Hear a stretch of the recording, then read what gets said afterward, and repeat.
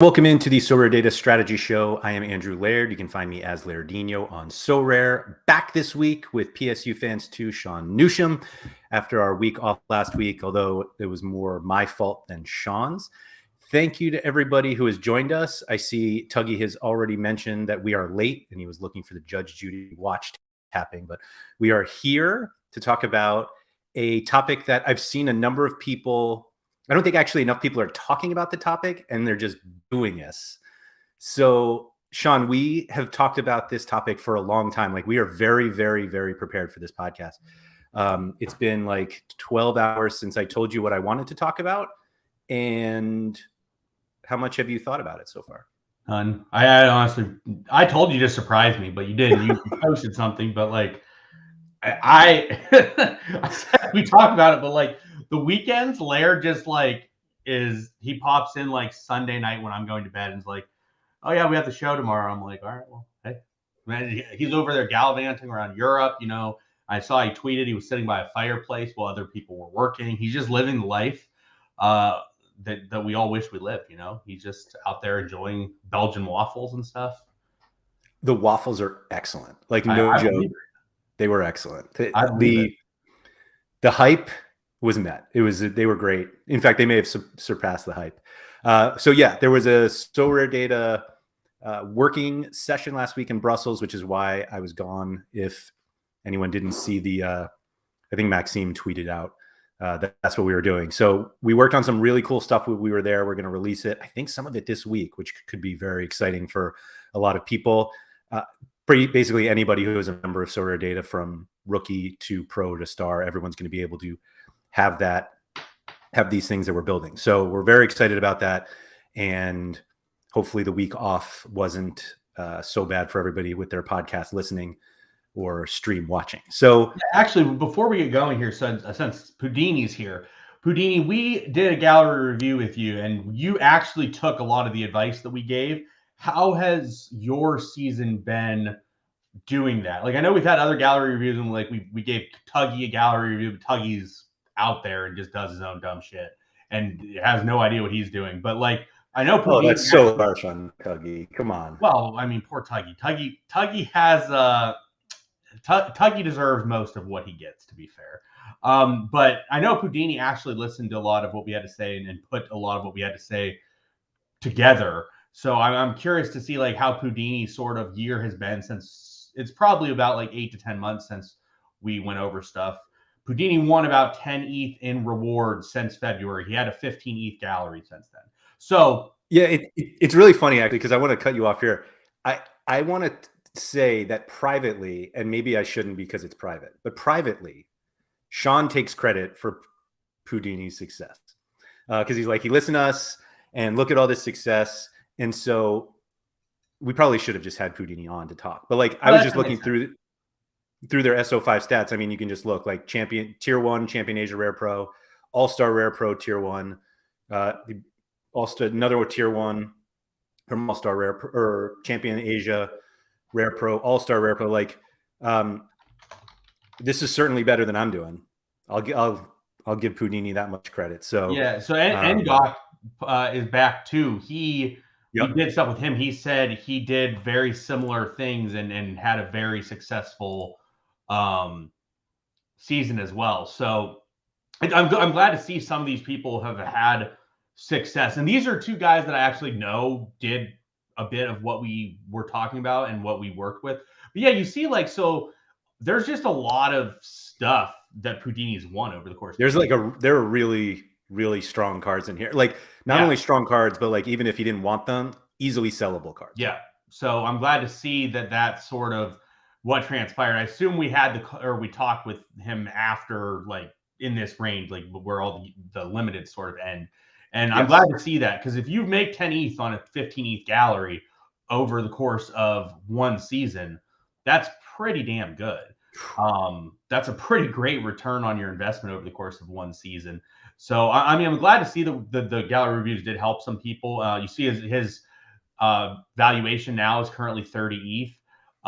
So I'm glad to see that we've sort of seen success with what we were talking about, because it's harder for us to monitor and gauge it, because we aren't doing it. Like we talked about it, and Laird and I talked about it. It would be great if we had like a separate account where we could just do what we talk about and then actually track like what we talk about.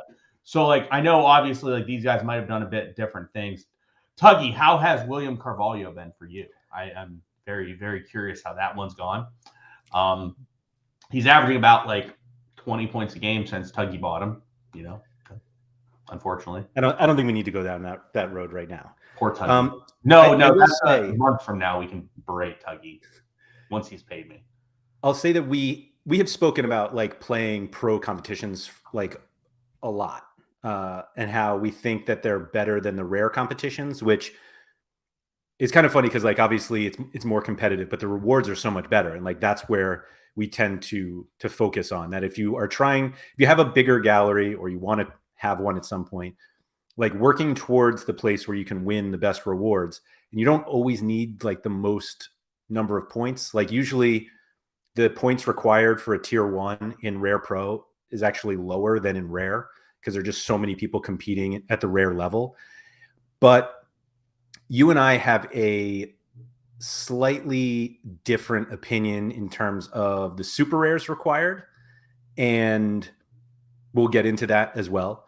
But the one thing I wanted to point out was like we keep talking about like Rare Pro is better, but it's definitely more competitive. Like there are a lot of like the better galleries on Sorare prioritize the pro tournaments, and so I think that's one of the important things to like recognize when you go in, that just like, oh, let me just get 2 super rares so I can play Rare Pro. Like that's probably not the way to go about it. And so one of the things you have to consider when you do this is like, how do I really get to a competitive place? And it might not be something you can do quickly. Like usually moving from limited to rare or limited to Rare Pro, I've seen some people do that, or rare to Rare Pro, like it takes a little time. So you do have to be patient about it. But I think if you have a very clear plan before you start, like that's the best way to do it, as opposed to like, let me just go get some super rares and I'll correct. I mean, here's the thing, right? Moving from limited to Rare Pro is hard because limited they don't connect at all. There's no connection. Limited, there's just a break. So like once you move to limited to rare, like it's a break. Rare Pro is not super difficult. I think that we've talked about it before, and my stance is still the same. You need to make sure you solidify your rare lineup. Once your rare lineup is solidified and you are very happy with it, it is a lot easier to move into the Rare Pro division and make those couple adjustments you need to make that stable. But like in order to get there, like we talk about, and Rare Pro is the best division. It's not close as of right now. That changes. Yeah. Like we've seen over the course of the last 18 months, we've seen Division 4, Division 3, Division 2 specials. Like we've seen all different things be the best option for things. So that doesn't matter exactly per se, but the best way to be prepared for Rare Pro is to be prepared for Rare. If you are prepared in All-Star Rare division or just the Rare division in general, then you can work your way through different things. And when I say that, I mean, like, I think a big thing that people don't understand is depth. If you do not have depth, moving up and progressing is really detrimental and really difficult, because you take one injury, you're just sort of screwed. You can't really afford to take one injury. You just start sitting there and you're like sweating key. Like, yeah, you might be able to take an injury to one player, but like you can't take an injury to like a key guy, a key super rare, a key rare. So you need to have your rare lineups built out and solidified, and then you slowly progress into the Rare Pro division is the most optimal path to do it. Obviously, you can sort of just go past that if you want to just put money in. Like, if you want to just be like, oh, I took an injury, I need to put in 1.5 ETH. Like, you can do that. Like, there's nothing stopping you from doing that. But I think people rush it, and I think people also, I just see people buy these cards, not naming Tuggy or anything. But I see guys buy cards that are just like, why is this card? Like, what is the point of this card right now in this division? Because it just doesn't make sense. Like, either the rares aren't strong enough to support a card, or the super rares are just like, why is this guy your super rare that you're playing with Dusan Tadic? It's like, this guy just doesn't make sense. He's just like, you want this guy in your underdog super rare division, not like an actual option in your line. Or like, people don't understand that there are guys you can have super rare and be like, this guy's a guy I can play like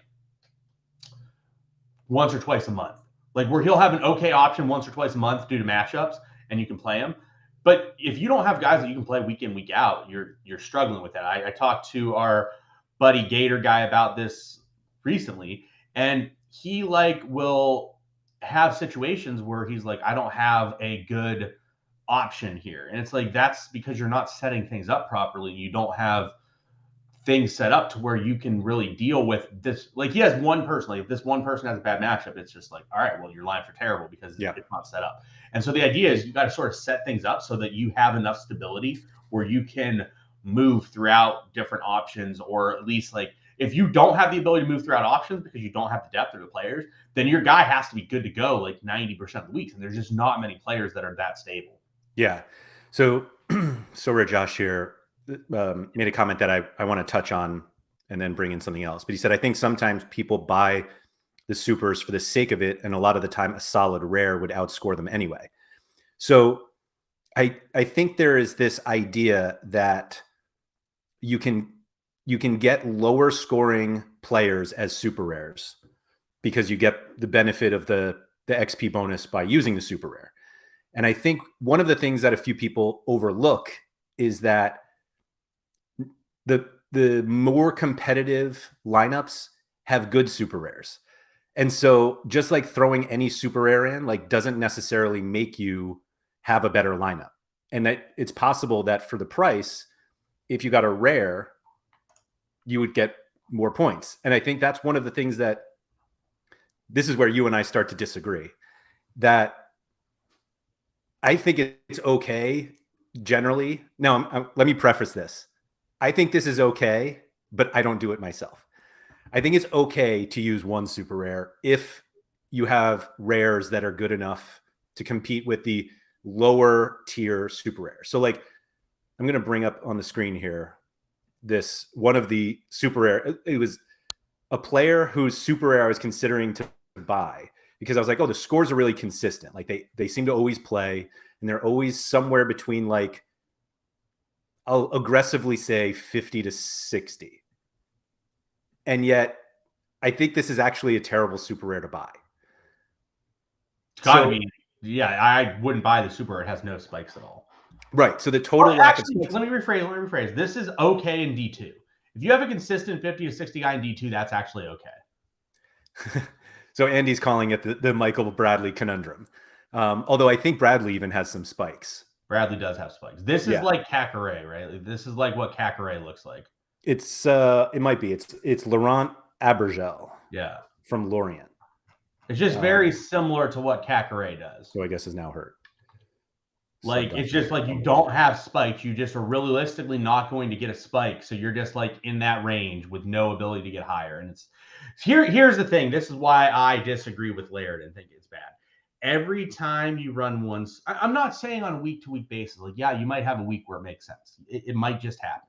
If you have a rare that is better than all the super rares you could realistically buy, then you have a rare. You basically have like Mbappe because you are giving 20% off of your score. So a 50 average super rare, which you can get any of the 50 average super rares for like, you can get a 50 average super rare for like what, 0.2 ETH, 0.3 ETH.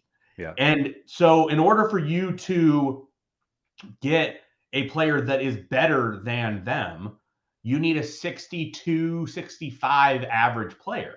Well, you're talking literally like the top 10 guys at a position. That's it. So, and goalie, like you're literally not talking a goalie. There like isn't a goalie that you can get that's better than that. So like this is my issue. You're gonna be like, well, you should play a like Kimmich over a super rare.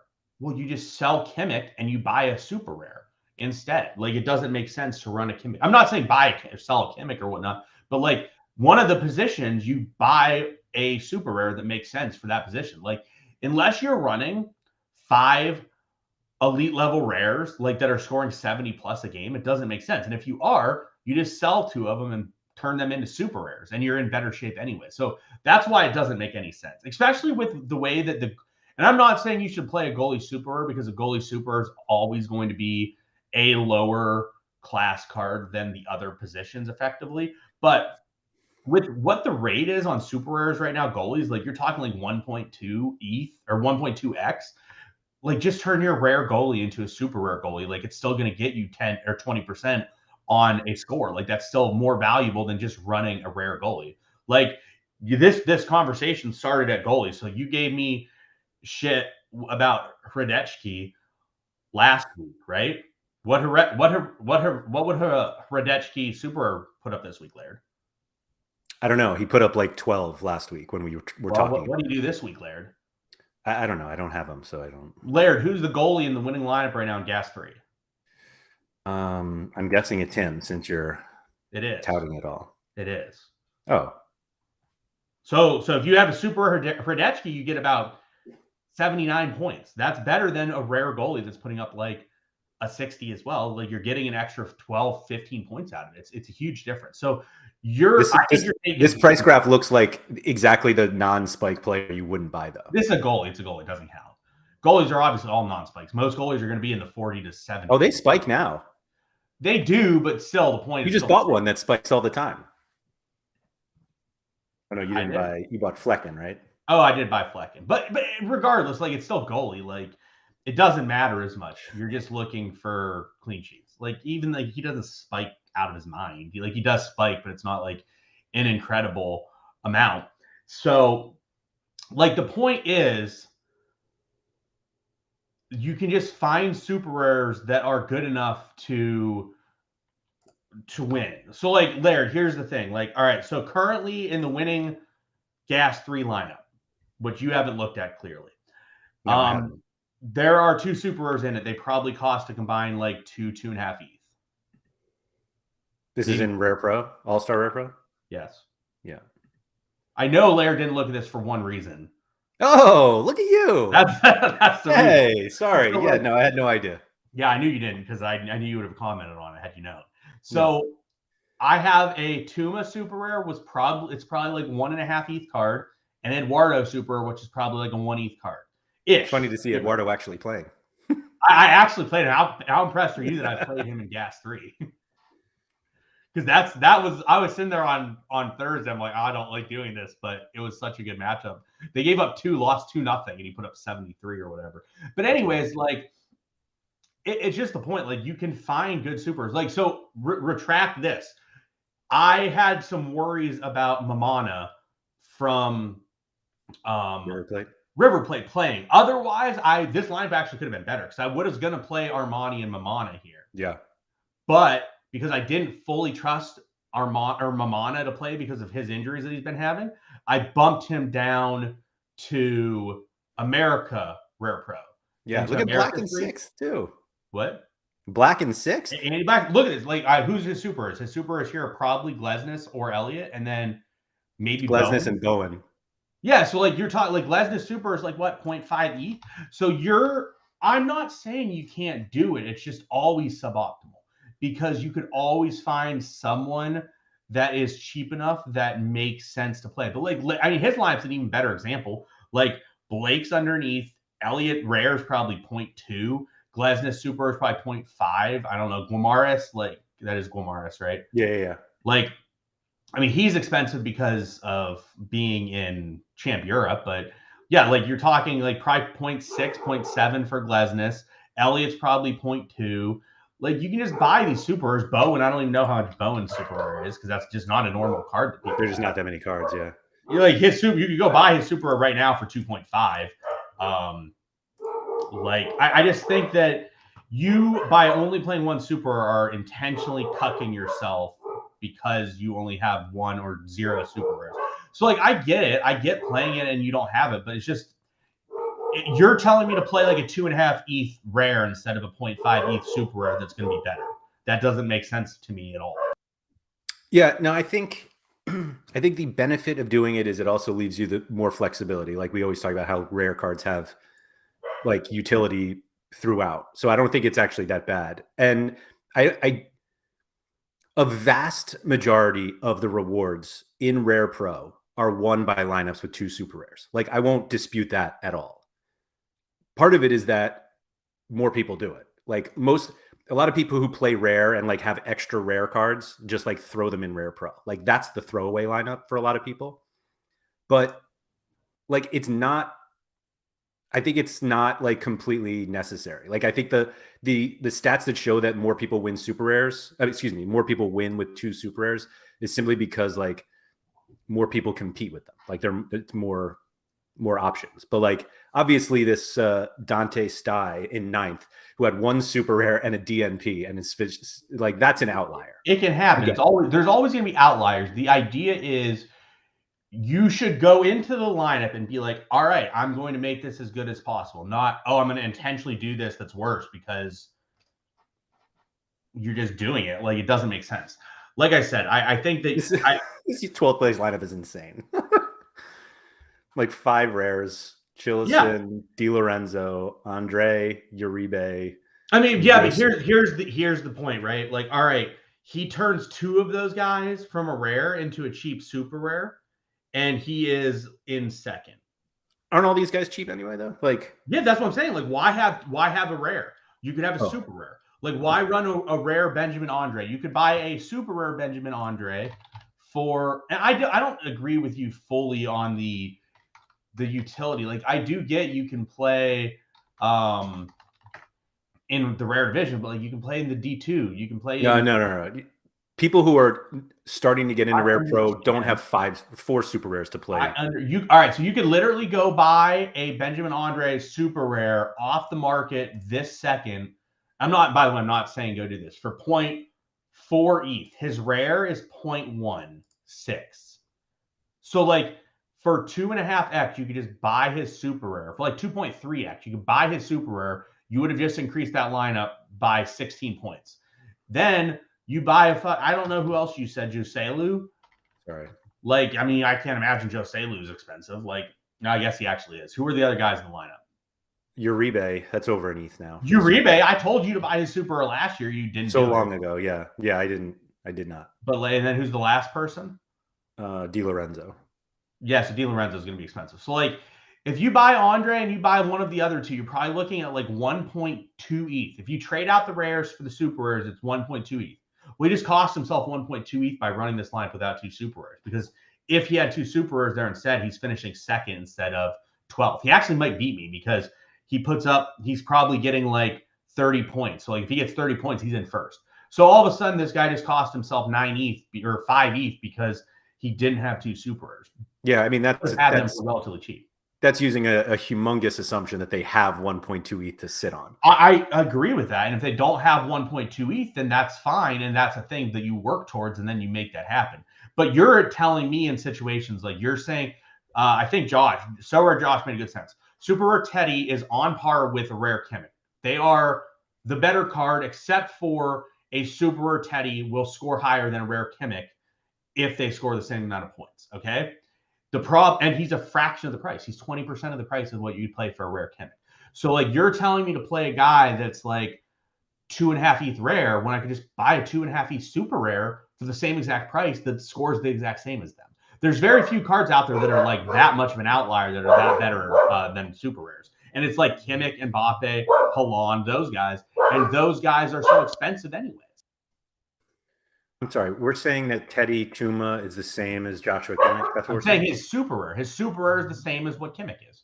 His super rare on an L40 would be 72.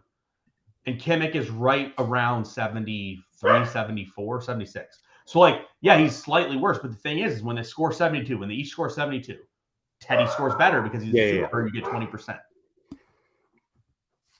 Okay. Yeah, I get that. So, like, I understand what you're saying. I just think it is a bad long-term strategy. Like I said, you are intentionally making your lineups worse for no reason. If the reason is you don't have the funds to go buy a super, that is fine. But if your reasoning is, I want to play this 3 ETH rare who's worse than this 2 ETH super rare, that does not make sense. Yeah. No, I'll definitely give you that one. That I think the expectation is that spending up for the super elite rares over super rares doesn't always make sense. And one of the other reasons it doesn't always make sense is that a lot of those super elite rares are already being played in lineups with 2 super rares. Correct. Like Kimmich rares, I could probably look it up at some point easily, but well, not easily, but yeah, like a Kimmich rare, my guess is that whoever has that card is probably playing with very good super rares in Rare Pro, whether it's Champion Europe or All-Star. So I get and like that. even like your comments too were like at goalie. Like goalie is so easy to play a super rare instead of a rare if that's really what you had to do. Because almost always, like I could play Mark Flecken over a Mark Flecken super over an Allison rare for the same price, maybe even less. And a Flecken super rare is like 10 points better on average than what an Allison rare is. So it's just a decision point. Like I don't like say that someone would go and play. I'm not saying like go and like buy all of these elite level supers. I'm just saying like you are, by not playing super rares, limiting your gallery. And I'm not advocating going and buying a super or goalie and playing like a goalie defender stack type thing, but it can work. And if you are on a budget, it works better than not doing it. Because like if I go buy a goalie that's 1.2x his rare for a super rare, I'm barely paying any more for it. Like, yes, you do limit your utility a little bit, but if your idea is to run it in Rare Pro, like it's fine. So there's 2 things I want to bring up. Tuggy brought up the fact that if you captain Kimmich, he'll always outscore the Tuma super rare. But then you're taking away the captain from someone else or as well. What do you mean? Like, well, yes, another one of your elite. Right, if you had another one. Right. So Nanzo also adds in that no sane person is selling the Tuma super rare for 1.5.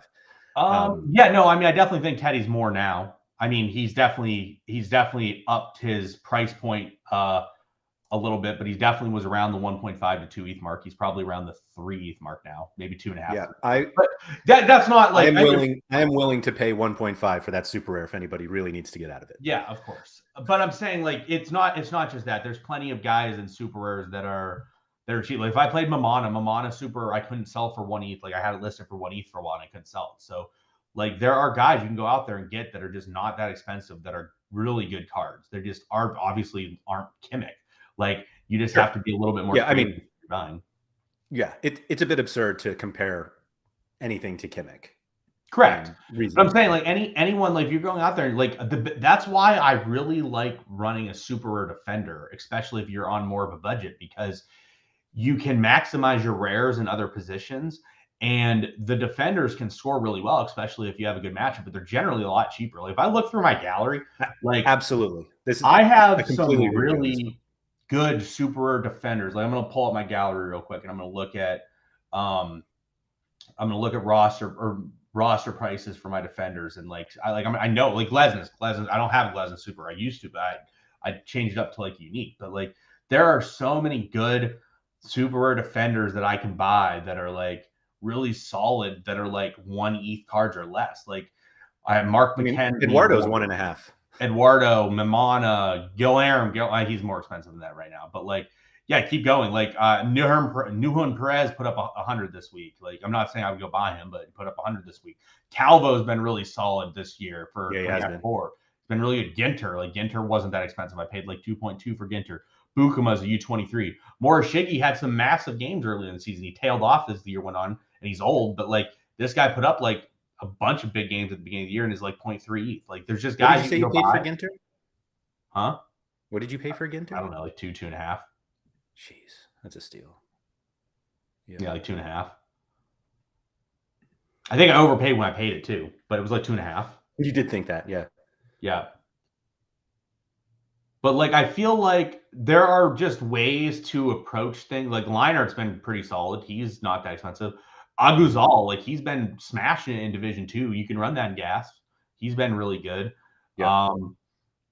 I mean, Chanot's been okay lately, but I wouldn't buy Chanot, obviously. But there's just guys that you can buy that are like solid options that are not expensive. Yeah. And play them occasionally. Yeah, I completely agree with that one. So Surface was in here earlier. He was one of the first people that I spoke to that is a fan of the super rare goalkeeper, super rare defender stack.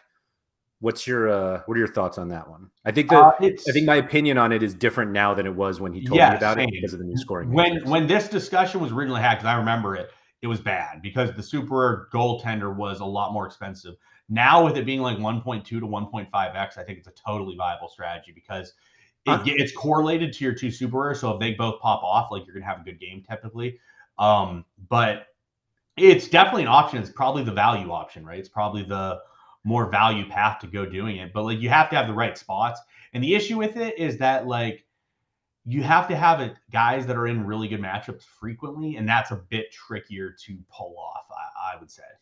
Yeah, I agree with you there. I do want to say I don't think most people who are selling super rare goalkeepers think that 1.2 to 1.5 is reasonable, even though other people are selling for that multiple. I mean, I'm not.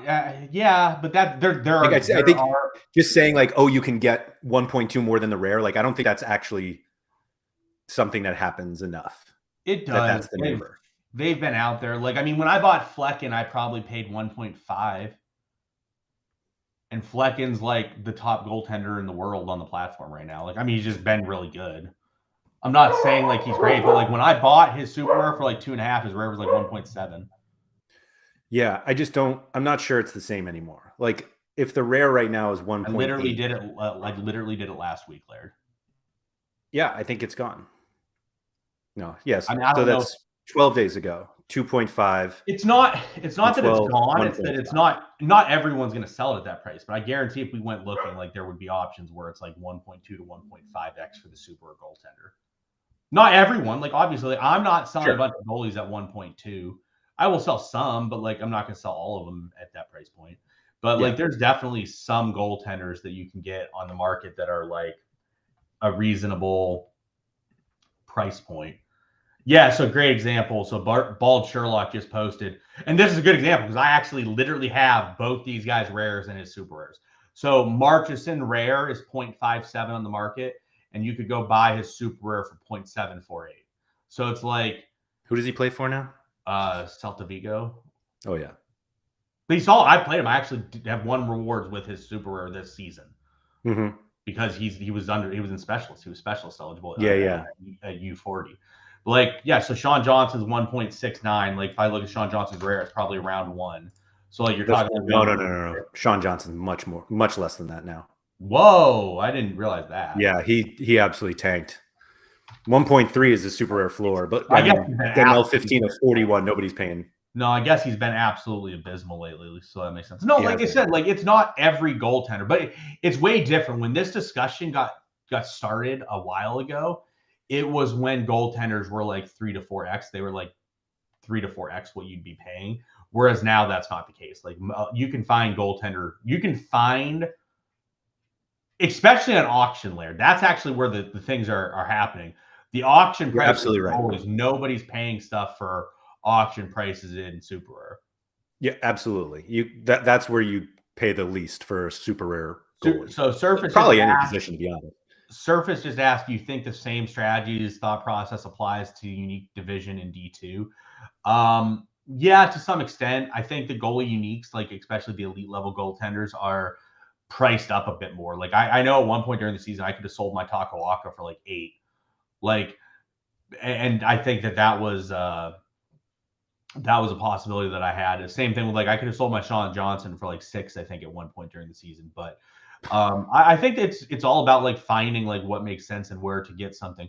Like the thing is, like if you buy a goaltender and your goaltender is your super rare or your unique, it is always not as good as if you had a unique player, but the unique player might cost a lot more, so it might make sense to do it that way. For me, I'm not super interested. Well, I guess I take that back. I do want more unique goalies, but more so because of the specialist unique and stuff like that. Like having unique goalies is very helpful for that. But in terms of like D2, I'm more than happy to just run a super or goaltender because I just don't want that much funds tied up in a goalie because you just see like I have Davey Rofe, right? Rofe got benched this weekend. It's probably just dust now. Like if you have a unique Rofe, like you probably had to pay. His unique was at one point probably 5 ETH, and he's like a 30-year goaltender, and he just gets benched at some point, and you're just dead. and you just aren't recuperating that at all.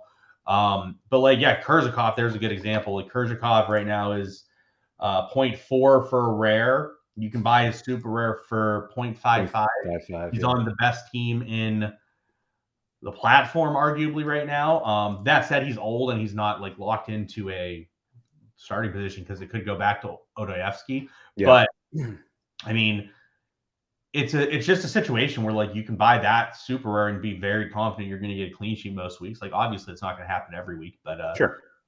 I just think that it's a viable strategy now to go buy a super rare goaltender, and it always helps because it helps you progress as well. Yeah, and he also has a 3 to 4 month break coming up, so that is correct as well. Bald Sherlock just said that. I just think that there are. I want to run as optimal as a lineup I can within reason. And when you run a goaltender, you realistically are capping them to some extent, or capping your lineup to some extent, but not as much as you used to. Because like Laird said, they spike more because of the new scoring matrix. Like when they get a clean sheet, they typically score 5 to 10 points better than they would have scored previously on the old matrix. So I definitely think goaltenders are better from that perspective, because you don't care when they give up 3 goals and they get like 14 points. You don't care. You only care about upside spots, right? Like in order to win or get a higher end reward, you typically need a good performance from everyone. And you can't, like, if you have a 12, you're just like, whatever, that line's dead for the weekend. So you care about what they do when they spike. And when a goaltender spikes, they typically will have a clean sheet, obviously, or a penalty save, but it's more than likely a clean sheet. And in the event that they have a clean sheet, they don't take any of the negative repercussions from the matrix that change, and they only get the positive repercussions. Right. Yep. I just wanted to point out. I just hate tying up resources in goalie. I want to tie up as little resources in goalie as possible, because it just is a shit position where if your guy's bench, you just eat shit. And I just don't want to eat shit as much as I can. Whereas like if I get a forward and like great words to live by. I still could get some sort of like spot starts for him. Like they might start here and there because of maybe midweek utility, or maybe there's been too many games and you're like, oh, this guy's going to start, or at least he's going to sub in so I can throw him in a lineup somewhere, even if it's a lower priority lineup. It gives you somewhere to play. Where it's like goalie's bench, you're just like, well, shit, I'm just sitting on this for the foreseeable future. Yeah. In terms of positions, you talked about how you liked super rare defenders. Is there another position that you prefer? Like, would you play 2 super rare defenders?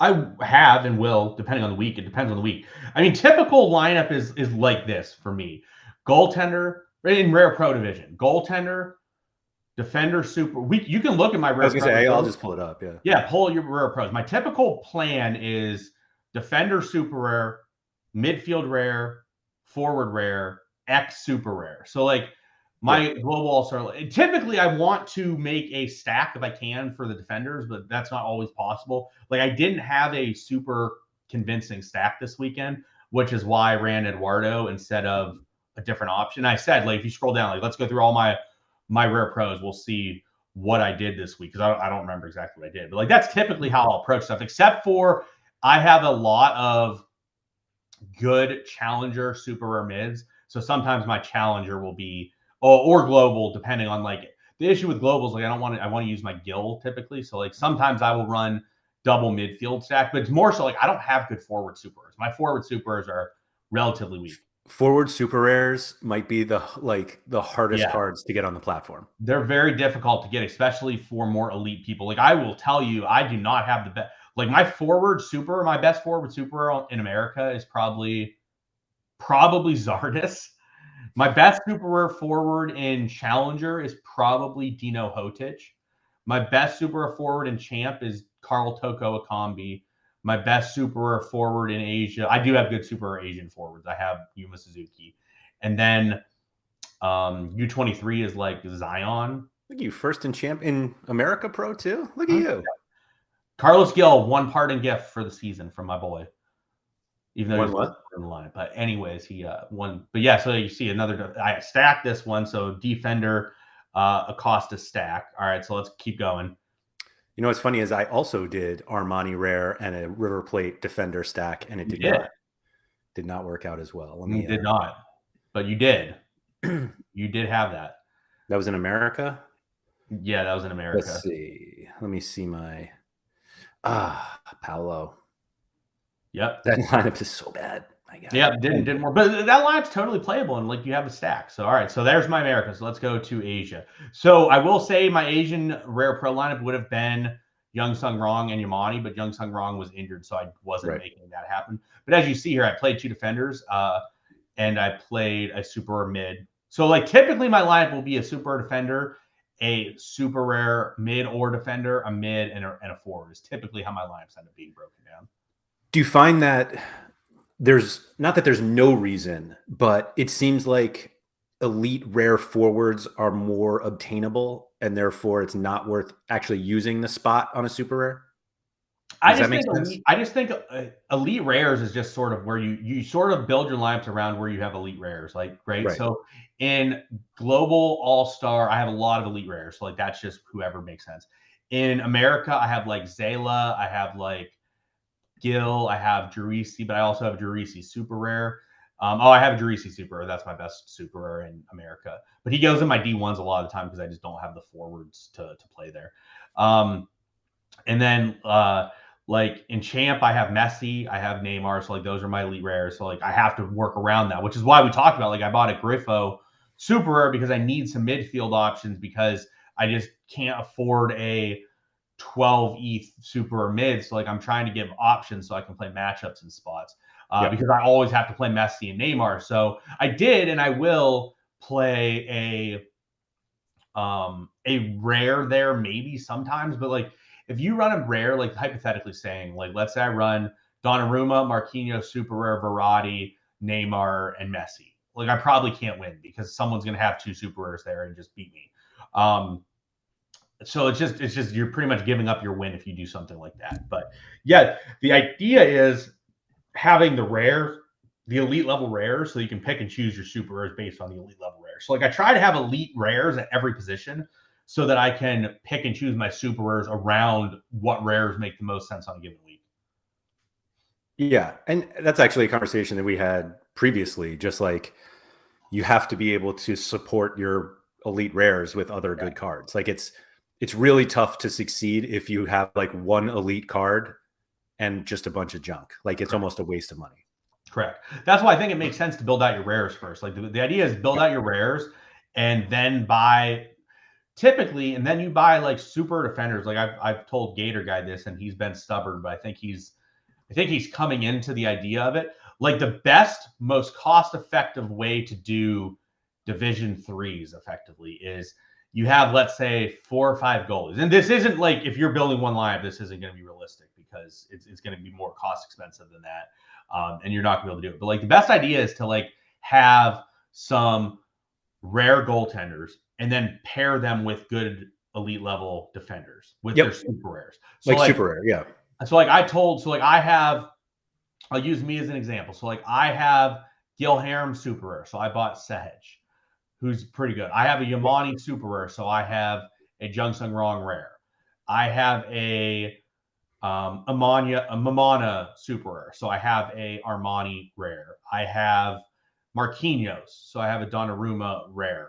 So like there's I probably have 10. I have a Robin Proper super rare. So I have a Understall rare. And I have an Understall super rare so that I have the flexibility to run that in D2 or D3 depending where it is. But it's similar, like you had a Don, right? So you knew I need to go out and buy like a Kawate super rare or something because it makes the most sense for my life. So you went out and bought Kawate super rare. And then you got the 97th minute standard sporting concession that you've been eating, which cost you a tier 1 here. So like it's just stuff like that. Like I think a lot of what makes sense is to build out your goaltenders and your super defenders, and like then from there you can work. Because if you only have like 1 or 2 other good super rares, you can make it work still as long as you have goaltending options and defender options. Where it's like I mean, I'll use we'll use Sporting as an example. Like, oh, Sporting plays whoever the hell they play this weekend that's terrible. And you're like, this is a great matchup. So I have 2 spots that are really good matchups. And then let's say you have Gil Tadic, right? So you have Gil Tadic, you have a Don Coates, then you have any other position a good super rare. Like, and that let's say you probably have 20, 30 super rares, Larry. Yeah, it's about that. Let's look at your super rares, right? So like, let's say on a given week, you're planning to play a Don, Kawate, Super, Gil, and Tash. Obviously, this changes a bit because America ends, so he has to. I was gonna say I'm pretty America heavy, yeah. But let's look at let's look. So yeah, you literally on the dot like that. So like sometimes Santa Maria will have a really good matchup, and you also have Vargas, so you're paired there.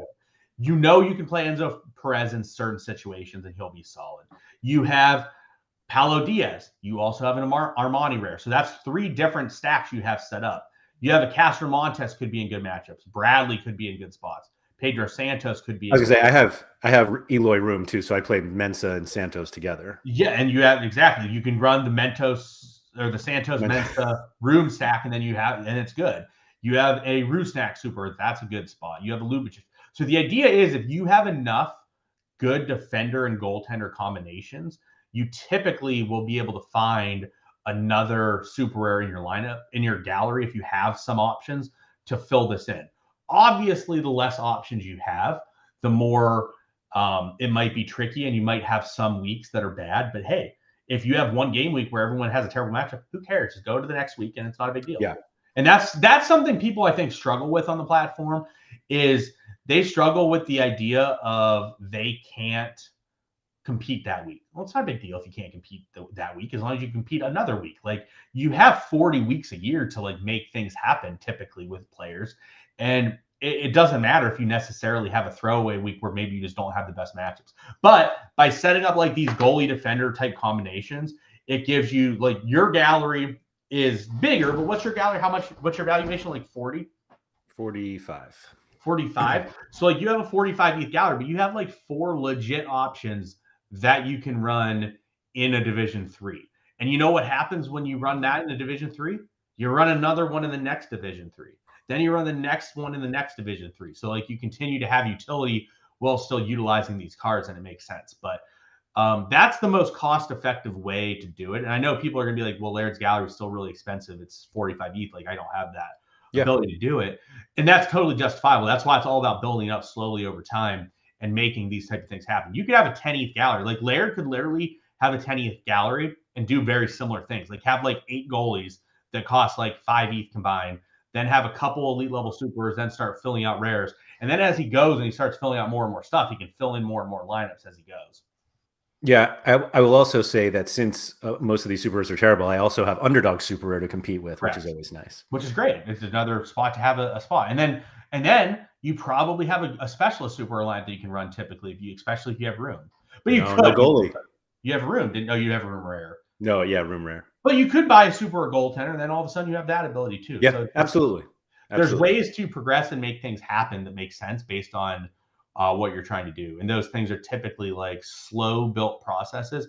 And the key that you just said is you have to have a plan. If you don't have a plan, you're really in a bad spot. I see people also, I think another thing, and this goes from talking to a lot of people. People are very impatient. Very impatient. You're not as impatient as some people. Like I talk to people that are literally like they buy cards and then 1 week fails. They're like, I'm selling. I'm getting a new thing in. It's like that's just not what you should do. Like I'm not saying don't sell something if you like don't like the situation anymore or something happens, but like people will just move in and out of stuff in like 3 weeks and call it a day. Or people will move into something that's stupid and then realize it's stupid, then sell out of it at a loss because they realized it was stupid after doing it. You're much better off if you think about it before it starts and realize how stupid it was, and then not do it to begin with and do something else. Yeah, thinking about how you're going to spend money before you spend it, always better than just spending it. Yeah, 100%. I'll give you that one. I will say I am very patient. I'm also probably a little bit too patient. Mikey Fu just said Castro Montes with the torn hamstring to rub some salt in Laird's wounds. No, to be honest, Black sent me an update earlier that was like, yeah, he's probably out until after the World Cup. And I was like, oh, that's actually better. I was fully like, I didn't watch anything. I just saw that he got hurt and I saw that it was serious. And I was like, oh, his career's over. Mike Baston. Anything better than career over. Mike Baston basically just said the Tony Watt process. The Tony Watt process, yeah. Tony is, I don't talk to Tony all the time, but I see Tony's tweets and I just see his tweets. If Haber's here, I don't know if it's Haber's here, but like Haber will talk to me and he's just like he has a great U23 D3 line now. It's really awesome. And He was in there. He brought in Gakpo and Veerman, and like without finishing a week, he's like, I think I want to turn this into Reinders and Carlson. I'm just like, dude, just you got to make a decision and decide what one you want to go with and go with it, and make it happen. I think Tony Watt like changes over his gallery like every other week. Oh, if not faster. Yeah. Like, and he's not like, it's not like selling to like one of the bundle people. It's like literally he just does it all manually. Yeah. But like, I bet he has never run the same lineup twice. Oh, I would believe that. I run the same cards like very frequently. I will say I'm probably too patient. I get in and out. I get out of cards a little too slowly, probably, but I'm not. I at least have a plan. Like from talking to me, like whenever I do something, and it might pop up, like that plan I came together with the Freiburg stack, literally came together in like a 20-minute thought process that I had, and I acted on it within 24 hours. I had the entire stack. Yep. And it wasn't like they were easy pieces to get. Like I literally had to get 3 super rares that were like not easily accessible on the market, and it happened in like a 24-hour process from start to finish. But like I had a process with it, and a thought process, and a plan with it, and just made it work. But like I will move out of cards slower than I probably should sometimes. But yeah, as long as you have a plan and you have a thought process behind what you're doing, it's generally going to be pretty solid. Yeah, I think the biggest people go to the sellers. I now know, by the way, how like Pavel Trader and like those guys are so successful, because like I see people just move cards to them for no reason. Again, not saying Tuggy or anything like that, but Tuggy will buy a card and then just be like, all right, I'm selling them to a trader. It's like, just sell it on the freaking market. Unless you are selling your gallery and you do not have the time to manually do it over a extended period of time, you should not go to these traders to sell cards. Buying cards from them, I think, is fine, because you can always buy cards at a realistically okay price from them. Typically, you should never sell one card to them. It makes no sense. I think I'm going to say 2 things on this. I think the benefit of buying cards from those guys is that you know that they want to sell them. Correct. Like their existence is to sell cards. So like there's no like mass negotiation here of like trying to get a card from somebody who like doesn't really want, like they want to sell these cards. So like that's the benefit. I will say that I have a different view now of people who could sell cards individually, but just go and sell to one of the gallery buyers, whether it's Pavel or Rody Boss or Katozi. There's another one that's Super Usmane. Like, if you develop a plan of I need to get whatever card it is, and if that card is available now, I completely understand, and I don't even want to call it impatience, because even though that probably is it, but like if you're like it'll take me a week to sell all of these cards, or I could sell them all now and get the card that I want now, I get it. Like I get that people do that they don't want to wait. And it generally happens with super rares because like there usually aren't 5 super rares of a player available on the market. Oh yeah, no, I if you absolutely have to make something happen to get ETH to make something happen, yes, that's fine. But like, again, not Tuggy or anything, but like when you go to the guy like 8 times a week to sell cards, you shouldn't do that. Like I'm literally, I think it's just a result of bad planning. That's all. Yeah, it's a result. But I'm literally curious how often Tuggy goes to these sellers. Like I know this is a Tuggy bash fest this week, but for those that don't know, just for Tuggy, one of us, my God, Tuggy deserves it. Like, and Tuggy can also take it, but like Tuggy just goes to these guys all the time, and it's just like it's wild. Rody Boss, Katozi, yeah. Rody Boss. Yeah. Like Rody Boss. Yeah. Like, wow, I don't even know how you're like, he goes to this guy like frequently. That was a month. So that was probably like Rody Boss 3 times in 3 weeks. Yeah. So it's just like, I mean, dude. And probably those guys were guys he just bought. Oh, Tuggy is definitely addicted, Mike. Tuggy is addicted to buying shit on the market and then he's been making deals. That's all. Eventually. He's open to trades at 115% value. I love it. Yeah. Yeah. No, stuff Tuggy does is typically Tuggy's out there getting a freaking. Oh my God, he sold the clone stack. Oh my gosh. Oh yeah, no, that was what I was referring to earlier. I knew Tuggy was getting out of. Oh no. This goes to plan. Let's see how much Tuggy paid for these guys. And we bought Gianni Bruno. What are we doing? Yeah, like he paid 0.9 for Dango Outro. Like why? So 1.2 for Schwabi. So he paid 1.2 for Schwab. How much did he pay for the rest of them? Let's check it out. All these are not. Like, I just feel bad now. 1 point. Wow, 1.0 for kind. So I thought I clicked on. No, so 1.14. So we're at 1.34. Meleka. Ooh, let's see what this absurd trade was. That did not look good for him. We'll call that I don't know. 0.6. We'll call it 0.6. All right, we'll give him the benefit of the doubt there. So we're at like 2 ETH. I don't think Yusuf's cheap either. So we're at like 2.3. And Huber. I don't know how much Huber's is. 0.3. So we're at like 2.7. So in the last month, Tuggy spent like 2.7 ETH. I know it's a little bit more than a month. So like Tuggy spent like 2.7 ETH, turned it into 1.7 ETH, 10 rewards. That is not good business. Poor Tuggy, match slow. My gosh, that's bad. And Tuggy is calling Laird out for cyberbullying right now. Calling Laird out. I don't know. Like it's just like he showed me the auction, and Ryan Porteous I actually think is a decent buy. Dango, I don't understand the Dango price. I wouldn't buy the Dango price. Like he's elite, man. No, he's not. But people look are at these scores.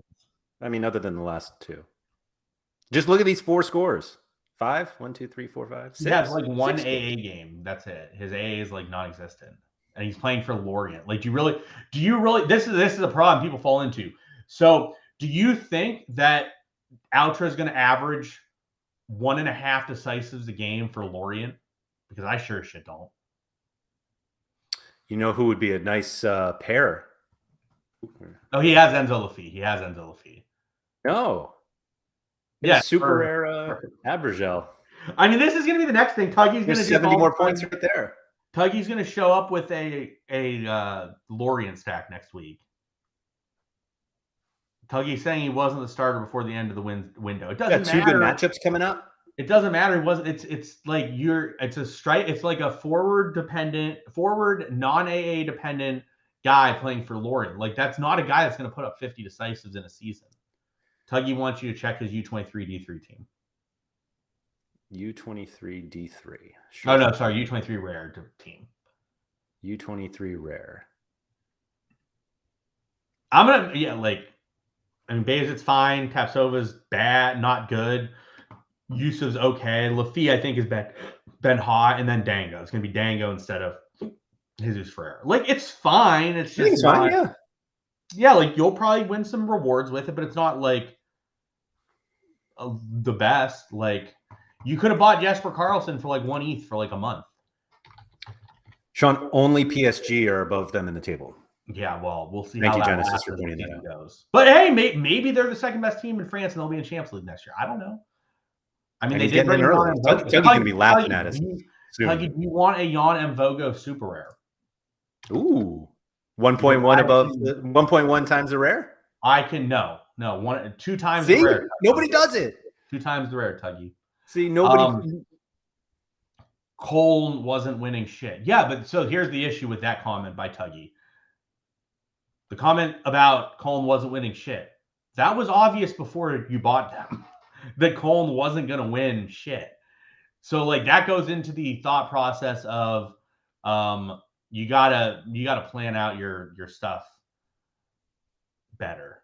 It's just you rush into stuff and come out. I sold my Mvogo. I would have sold you a rare Mvogo, Tuggy. Why didn't you come to me for my rare Mvogo? I will beat all 3 of those prices on the secondary market, Tuggy. 1.5 ETH Mvogo super is yours right now. Send me the offer, and I'll accept it. I'm giving you the deal of a lifetime. It's 0.7. When was it? Oh wait, when was this super rare? Oh, a month ago. Yeah, he's probably more than that, but again, super rare. Like, I mean, look what it was a month ago. Why are there this many people buying Invogo rares? Yeah, but he's fine. Like, he's fine. Yeah, Tuggy, you know how you could have had ETH sitting around if you didn't put 2.7 ETH into a Coln stack. You could have had ETH laying around. So the point is, yes, people don't have ETH laying around, but those people that don't have ETH laying around should have their plans be more solidified and like actually thought through before they just plow into stuff. Like when they buy William Carvalho super rare and then make a bet with someone that makes them basically play him in gas 3 every single week and not sell them when they somehow double in price despite the fact that he's terrible. Did he play him this week? There he is. What? He could maybe get a card if Sorare and Lampy have 100 each. He doesn't need 100 each. He might. No, he might, yeah. He probably needs 90 each from Lampy and Sorare to have a chance. I would love 90 from Lampe for sure. I don't know. Yeah, so all right, here's another good example. So Tuggy just said, so that was going to be a midweek team once Americas were done. Then they rotate all the time. It was pretty obvious they were very possibly going to rotate. They're not in the Champs League. They're in. Wait, Nanza, are you telling me to sell you a Invogo Super? Or are you trying? No, I bet Nanza's going to try to undercut you here. Are you going to try to undercut me? Here it comes. Yeah, Tuggy's going to get him a Invogo Super Rare for 0.9. But like Tuggy. We should just name this the Tuggy Bash Fest because it's just. I am not participating in any bashing. Yeah, he was upset with you, Laird. He told me that you were the one that was cyberbullying him. Yeah. No, I think we have 61 minutes of. It's just easier because obviously, like I talked to Tuggy some, so like I know what Tuggy's doing, and I know like what his thought process on stuff. And for those that are those that are curious, like I tell Tuggy he's a moron frequently. And he can verify that I literally tell him to his face he's a moron sometimes.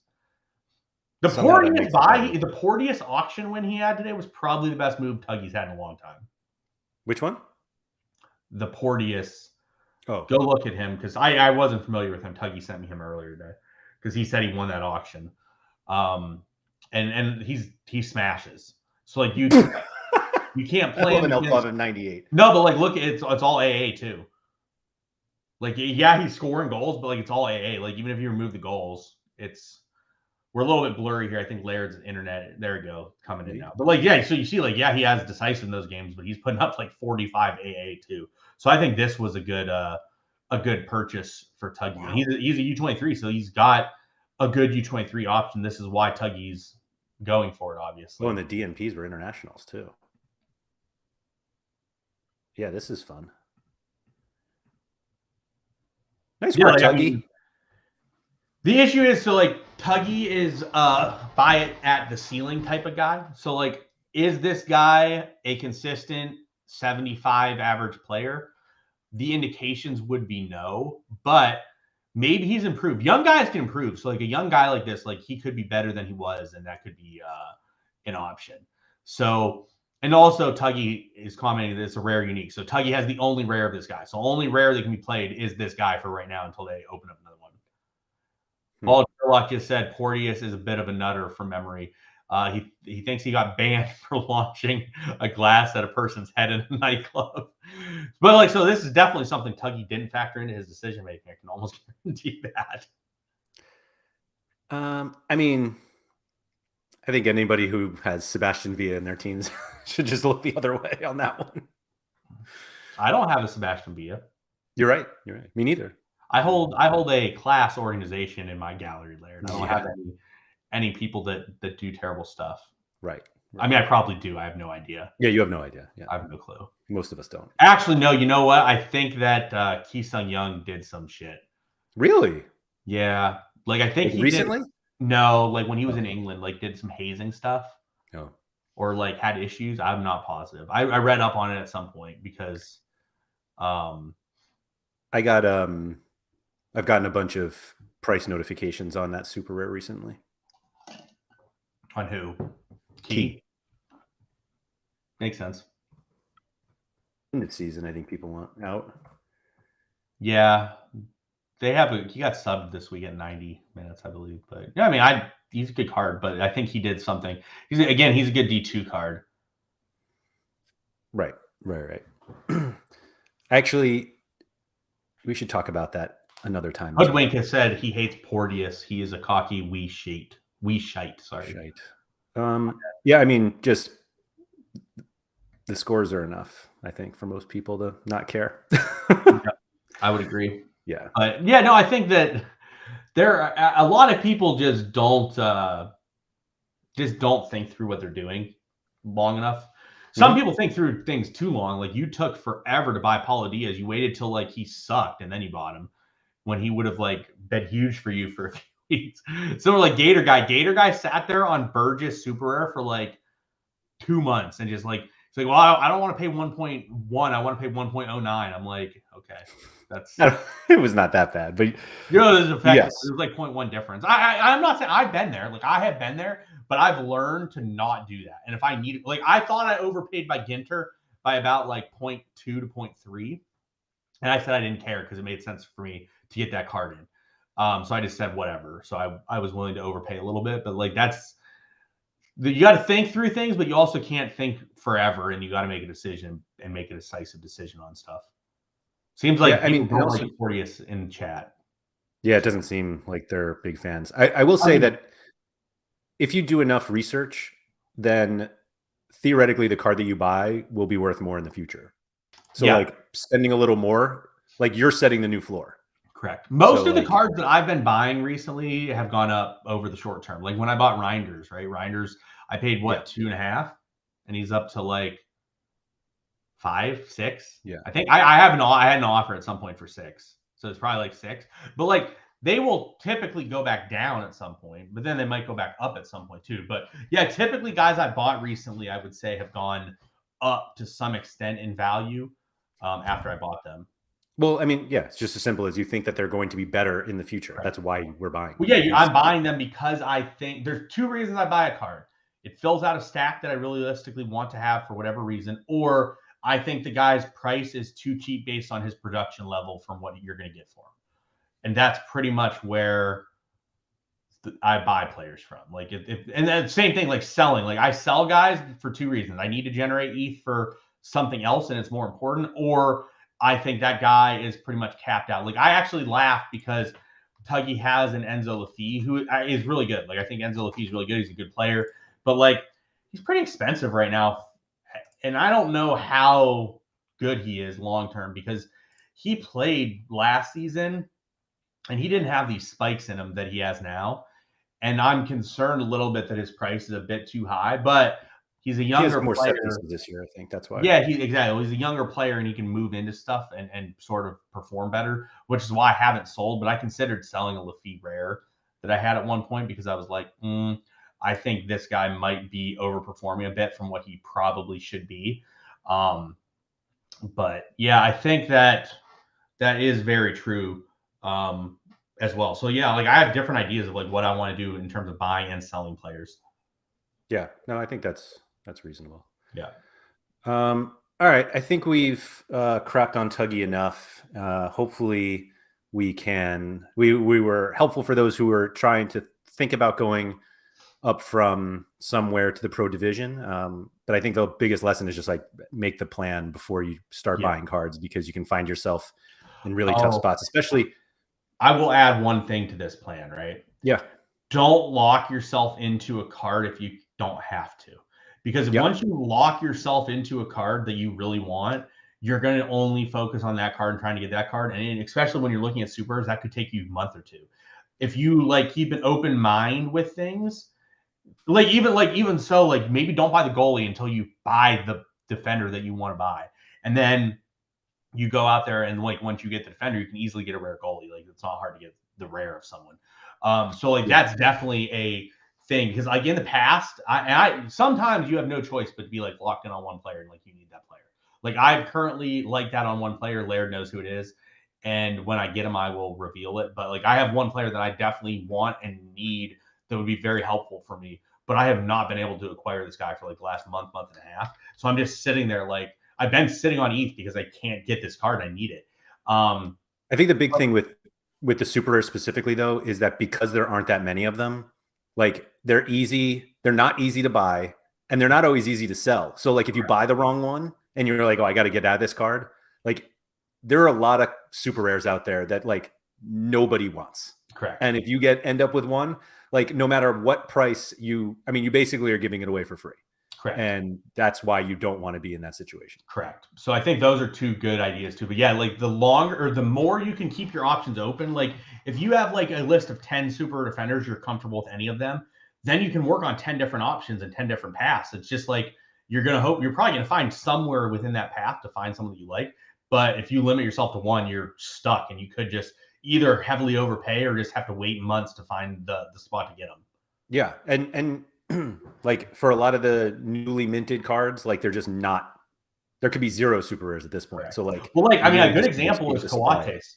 I had wanted a Sebastian Coates super rare for like a month and a half, but it wasn't like a priority, and I knew you wanted it. So I just let you get it because it wasn't like a priority or a necessity for me. But like I've tried and looked at getting a Coates for like 2 months and just hasn't happened. But I'm in a spot where I don't need it, so it's not that big of a deal to me. It's not the end of the world, but I definitely looked at it. Yeah, no, and I think, I mean, there were just not that many. Like there was one on the market when I tried to get mine. Yeah, and they just released, and like I figured they would release Portugal like a month ago, and they just released, literally Benfica and Sporting just got released today. So like the season's been going on since what, mid-August? Yeah. Yeah. So like I was just like, I'll just wait for a auction, and worst case come to worst. And then like even like it got announced today, they still haven't put his card out for auction. There isn't a Coates super rare. Nope. I think there might be an Adon. There is. But yeah, like right now, like so this actually like emphasized it because I contacted a lot of people who had a Coates super rare. There are 25 super rares, like Coates super rares on the platform, which is like a lot actually for a single player super rare, but like nobody wanted to sell. Correct. And then I ended up buying the only one that was on the market. Correct. So I tried to buy it for about 1.7. I could not get it for 1.7. And you paid 1.8, which I probably would have paid, but it never, like I talked to some people, it wasn't happening. So I was just like, I'm not going to press this. But like, yes, like right now, if I want to buy a Coates super, I'd probably have to pay like 2.25 or something. And I'm just not going to do that right now. But if I was locked in on that guy and I was like, I need this guy, my option would have been to do what you did. You either paid 1.8 or you're just going to sit there and wait till I don't know when to get it. Right. I will say, I'm going to point out one thing before we go, which is why Coates was like slightly difficult for me to get, is if you go to the cards tab on any player page and then just sort by it works on any scarcity, but I like went to the super rare ones. Like you can tell how often people use the cards. Yeah, I saw that. So this is the SO5 utility, and like a lot of people use these cards a lot. And so if you're looking at like a really good super rare, but like somebody uses them all the time, like they're probably not wanting to sell those cards. So just like that's a one way that you can do your research. Or they're just some people who don't sell cards even if they don't use them. Correct. And so like just look out for that. Like you're not going to get it from. No. Like, no. No. Okay. Thank you to everybody who has joined us live. I noticed that the number of people watching is much higher than the number of people who have liked the video. So if you guys could please do that, that would be greatly appreciated. I'll be back later this week with Andy for the Sorare Andrews podcast. And then Sean and I will be back next week, probably the exact same time, Monday, 11:30 Eastern. What is that? 4:30 in the UK, and then 5:30 everywhere else in Europe. Well, not everywhere else, but further east you go. And I actually think I want to talk about the super rare division, which seemed like we're going to progress from going to pro to super rare. The only problem is that I can't have Sean think that I can think of a topic a week ahead of time. So I'll get in touch with him Sunday night on that. So once again, thank you everyone for joining us, and we'll see you next week.